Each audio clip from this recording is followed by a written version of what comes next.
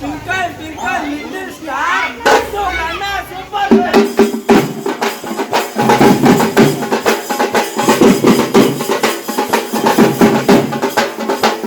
ಇದೇ ಹಬ್ಬ ಇಷ್ಟು ಬೇಜಾರಾಯ್ತು, ಯಾಕಂದ್ರೆ ವರಮಹಾಲಕ್ಷ್ಮಿ ಹಬ್ಬಕ್ಕೆ ನಾನೇನು ಅಷ್ಟು ಬೇಜಾರ ಮಾಡ್ಕೊಳ್ಳಿಲ್ಲ, ಫೀಲ್ ಆಗಲಿಲ್ಲ ನನಗಷ್ಟು ಬೇಜಾರಾಗಿ ಒಂದು 10 ನಿಮಿಷ ಕಣ್ಣೀರು ಹಾಕ್ಬಿಟ್ಟೆ. ಎಲ್ಲರಿಗೂ ನಮಸ್ಕಾರ. ನೆನ್ನೆ ವಿಡಿಯೋನ ಇವತ್ತು ಕಂಟಿನ್ಯೂ ಮಾಡ್ತಾ ಇದ್ದೀನಿ ನೋಡಿ. ಇವಾಗ ಸ್ಪೂನಲ್ಲಿ ಬಾಯಲ್ಲಿ ಸ್ಪೂನ್ ಇಟ್ಕೊಂಡು ಅದ್ರ ಮೇಲೆ ಲಿಂಬೆಣ್ಣೆ ಇಟ್ಕೊಂಡು ಓಟ ಇರುತ್ತಲ್ಲ, ಅದು ಆಟ ಆಡಿಸ್ತಾ ಇದ್ದಾರೆ. ಇದು ನಾನು 10th ಇದ್ದಾಗ ಆಟ ಆಡಿದ್ದೆ. ಇದು ಮತ್ತೆ ಸೂಜಿಗೆ ದಾರ ಅಂತ ಬರುತ್ತಲ್ಲ, ಅದು ಆಟ ಆಡಿದ್ದೆ. ಮತ್ತು ಅದರಲ್ಲಿ ನನಗೆ ಫಸ್ಟ್ ಪ್ರೈಸ್ ಒಂದು, ಸೆಕೆಂಡ್ ಪ್ರೈಸ್ ಒಂದು ಬಂದಿತ್ತು. 10th ಸ್ಟ್ಯಾಂಡರ್ಡಲ್ಲಿ ಒಂದು ದೊಡ್ಡ ತಟ್ಟೆ ಕೊಟ್ಟಿದ್ದು. ಅದೇ ತಟ್ಟೆಯಲ್ಲಿ ನಾನು ಕಲರಲ್ಲಿ ಈಗ ಹೋದ್ರೂ ಊಟ ಮಾಡೋದು ಅದೇ ನನ್ನ ತಟ್ಟೆ ಅಂತ ಹೇಳಿ. ಹಾಗೆ ಇಲ್ಲಿ ನೋಡಿ ಮಡಕೆ ಎಲ್ಲ ರೆಡಿ ಮಾಡ್ತಾ ಇದ್ದಾರೆ.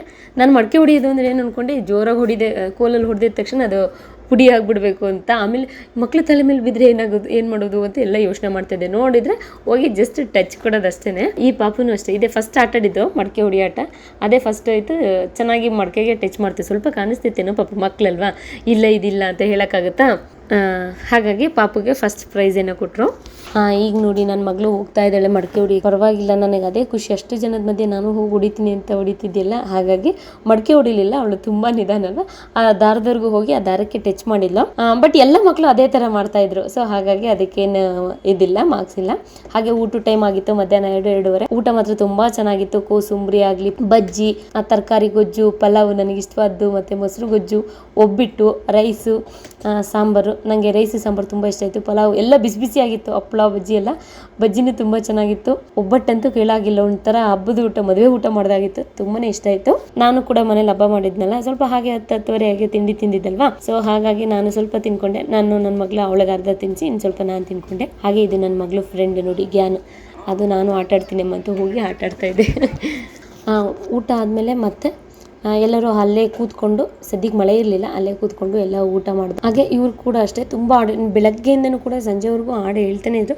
ತುಂಬ ಚೆನ್ನಾಗಿತ್ತು. ನನಗೆ DJ ಏನೋ ಹಾಕಿದ್ದಾರೆ ಅಂದ್ಕೊಂಡಿದ್ದೆ, ಬಟ್ ಇಲ್ಲಿ ಬಂದಾಗಲೇ ಗೊತ್ತಾಯ್ತು ಇವರೇ ಹೇಳ್ತಿರೋದಂತ. ಅಷ್ಟು ಚೆನ್ನಾಗಿ ಹಾಡು ಹೇಳಿದ್ರು.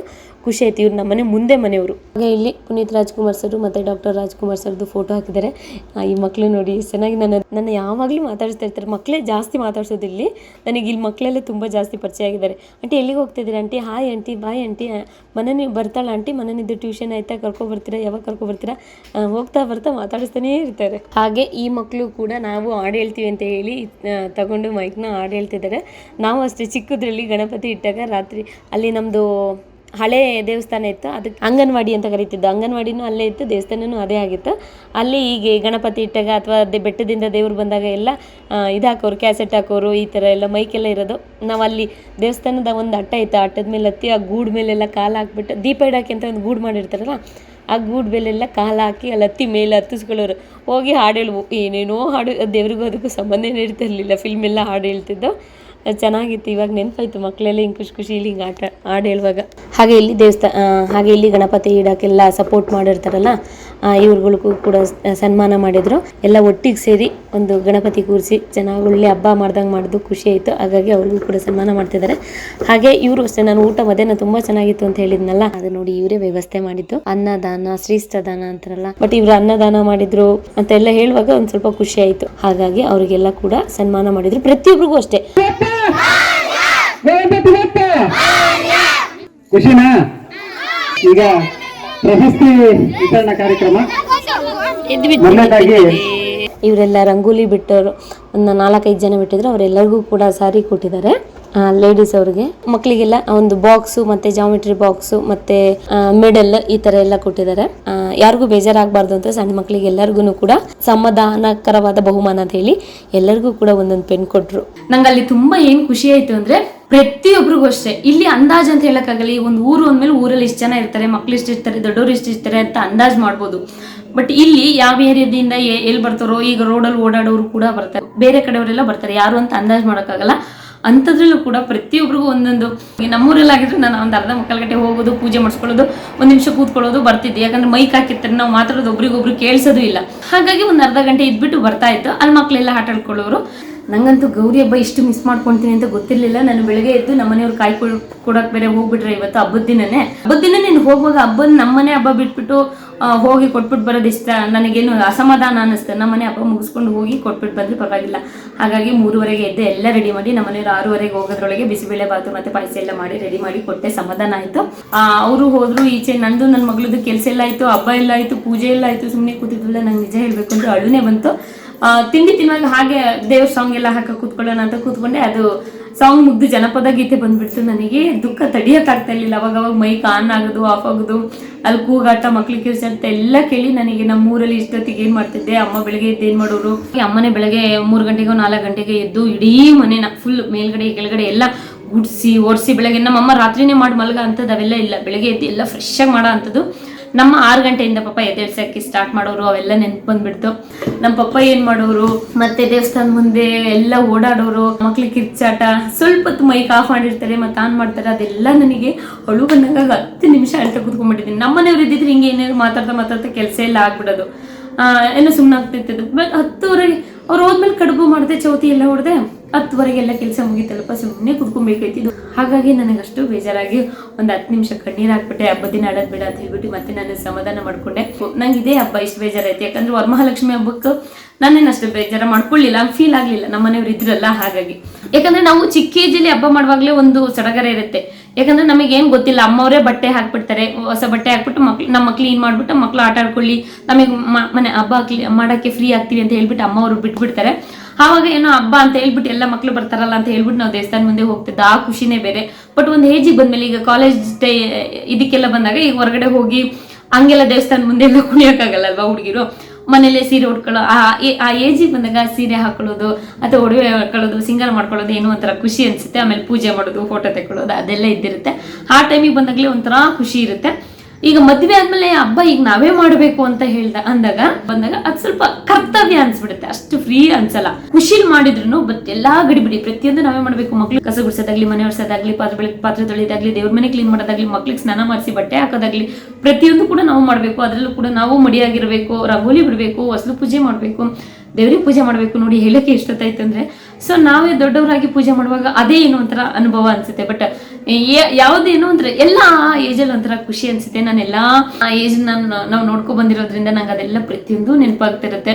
ಎಲ್ಲ ಹೊಸಬಟ್ಟೆ ಹಾಕೊಂಡು ಹಬ್ಬದಿನ ದೇವಸ್ಥಾನದ ಮುಂದೆ ಬಂದವರು ಅಲ್ಲಿ ಬರೋವು, ಅಲ್ಲಿ ಯಾವ್ದು ಮ್ಯೂಸಿಕ್ ಹಾಕ್ತಾರೆ ಅದ್ರ ಸುಮ್ಮನೆ ಕೈ ಇಟ್ಕೊಂಡು ಕುಣಿಯೋದಂತೆ, ಕಣ್ಣೆ ಮುಚ್ಚೆ ಆಟ ಆಡೋದಂತೆ, ಓಡಿಡಿ ಆಟ ಆಡೋದು, ಚೈನ್ ಕಟ್ ಆಟ ಆಡೋದು, ತುಂಬಾನೇ ನೆನಪಾಗ್ತಾ ಇದೆ. ಯಾವ್ದು ನಮಗೆ ನೆನಪಾಗುತ್ತೆ ಅದೇ ನಮಗೆ ನಿಜವಾಗ್ಲೂ ಅದಿಷ್ಟ ಆಗ್ಬಿಡುತ್ತೆ.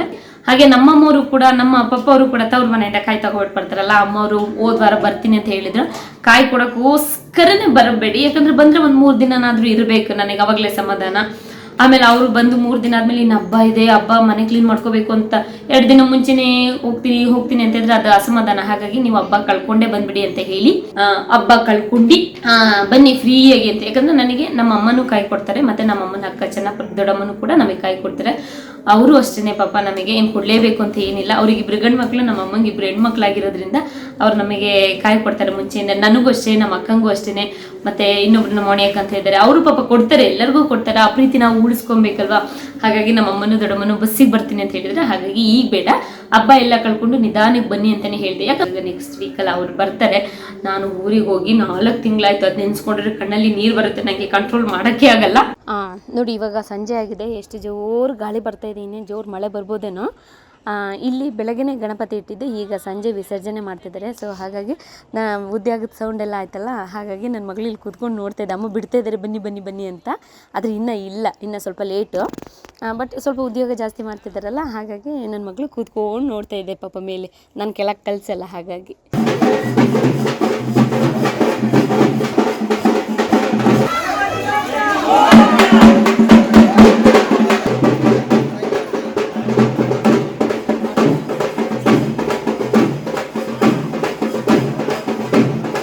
ಇವತ್ತೇ ಹಬ್ಬ ಇರೋದ್ರಿಂದ ಇವತ್ತೇ ಗಣಪತಿ ಇಟ್ಟಿದ್ರು, ಮತ್ತೆ ಇವತ್ತು ಸಂಜೆನೆ ಅದನ್ನ ವಿಸರ್ಜನೆ ಮಾಡ್ತಿದ್ದಾರೆ.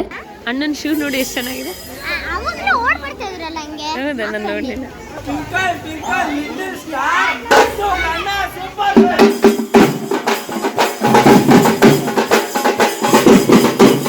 ಹಾಗೆ ನೋಡಿ ಈ ಕತ್ಲಲ್ಲಿ ಆ ಶೂಸ್ ಎಷ್ಟು ಚೆನ್ನಾಗಿದೆ. ನನಗೆ ಒಂಥರ ಖುಷಿ ಐತೆ. ನನ್ನ ಮಗಳು ಹೋದ ವರ್ಷದಿಂದ ಕೇಳ್ತಿದ್ಲ, ಅಮ್ಮ ನನಗೆ ಆ ಲೈಟ್ ಶೂ ತಕೊಡಿ ಅಂತ. ಬಟ್ ನಾನು ತೆಕ್ಕೊಟ್ಟಿರ್ಲಿಲ್ಲ, ಸುಮ್ಮನೆ ಯಾಕೆ ಅಂತ. ಇವಾಗ ಅವಳು ಕೇಳ್ದಲ್ಲೇ ಇದ್ರು ನನಗೆ ತಕ್ಕೊಡ್ಬೇಕು ಅಂತ ಅನಿಸ್ತಿದೆ. ಅವಳಿಗೂ ತಕ್ಕೊಟ್ಟು ನಾನು ತಗೊಬೇಕು ಅನಿಸ್ತಾ ಇದೆ. ಚೆನ್ನಾಗಿ ಕಾಣಿಸ್ತಿದೆ ಕತ್ಲೆ ಟೈಮಲ್ಲಿ. ನಮ್ಮೂರೆಲ್ಲ ಆಗಿದ್ರೆ ಹಳೆ ಬಾವಿಯವರೆಗೂ ಹೋಗ್ಬಿಟ್ಟು ಬರೋಣ ಅಂತ ಹೇಳಿ ಹೋಗ್ತಾ ಇದ್ದು. ಇಲ್ಲಿ ಎಷ್ಟು ದೂರ ಹೋಗುತ್ತೆ ಏನೋ ಗೊತ್ತಿಲ್ಲ, ಹಾಗಾಗಿ ಇಲ್ಲಿ ನಿಂತ್ಕೊಂಡು ನೋಡ್ತಾ ಇದ್ವಿ. ಹಾಗೆ ಬಾಯ್ಸ್ ಇಲ್ಲಿ ಚಿಕ್ಕ ಮಕ್ಕಳೆಲ್ಲ ಡ್ಯಾನ್ಸ್ ಮಾಡ್ತಾ ಇದ್ರು. ಹಾಗೆ ಹೆಣ್ಮಕ್ಳು ಅಲ್ಲಿ ಒಂದ್ 4-5 ಜನ ಕೈ ಇಟ್ಕೊಂಡು ಅವ್ರು ಕೂಡ ಡ್ಯಾನ್ಸ್ ಎಲ್ಲ ಮಾಡ್ಕೊಂತಿದ್ರು. ನಾವು ಅಷ್ಟೇ ಚಿಕ್ಕದ್ರಲ್ಲ ಹಾಗೆ ಮಾಡ್ತಾ ಇದ್ದಿದ್ದು. ಗುಂಪಲ್ಲಿ ಎಲ್ಲೋ ದೇವ್ರಿರೋದು, ಎಲ್ಲೋ ಉದ್ಯೋಗ ಆಗ್ತಾ ಇರೋದು, ನಾವು ಒಂದ್ ಕಡೆ ಮೆಲ್ಲಕ್ಕೆ ಯಾರಿಗೂ ಕಾಣಿಸ್ತಿದ್ದಂಗೆ ಚಿಕ್ಕದಾಗಿ ಅಲ್ಲಲ್ಲೇ ಕುಣ್ಕೊಂತ ಇದ್ದು. ಗಣಪತಿ ಬಿಡಕ್ಕೆ ಊರಲ್ಲಿ ಮಧ್ಯರಾತ್ರಿ 2 ಗಂಟೆ 3 ಗಂಟೆ 4 ಗಂಟೆ ಹಿಂಗೆಲ್ಲ ಆಗ್ತಾ ಇತ್ತು.